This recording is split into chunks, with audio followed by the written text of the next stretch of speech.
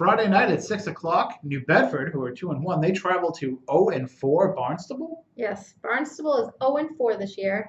They've actually given up 30 or more points in all four of those games, but they're facing tough competition. Zavarian, that's who they just lost to this Mhm. past week, one of the top ranked teams in the state.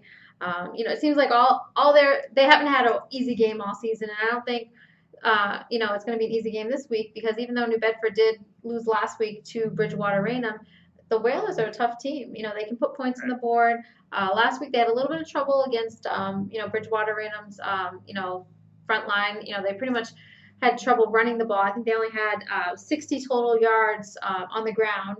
But Chandler DeBras, once again, he got them started well. He threw a touchdown pass to open up the scoring in that game, and he finished with 151 passing yards on 17 completions. Oh, that's pretty impressive because I think everybody on the Bridgewater Random defense is like 6'5". Yeah, they're all big kids. They're big and they're strong. So, even though they did lose that game, that was, New Bedford scored to open the game. They were shut down until the fourth quarter. They scored again, but pretty much it was already, determined that Bridgewater Raynham was going to win the game. It'll be interesting to see this week. I mean, heading to Barnstable, it's a long ride. Anytime we ever go there, it seems like it takes over an hour, hour and a half to get there, even though it's not that far. We'll see how the New Bedford Whalers, respond after losing last week. And let's see how hungry the Red Raiders are. Because 0-4, I'm sure they don't want to be 0-5.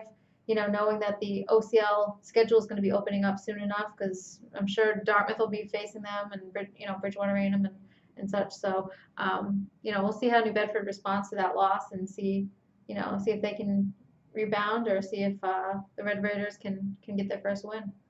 All right, that game is happening Friday at 6 o'clock on the Cape, and you can follow along with all the action on Twitter at @SC_varsity.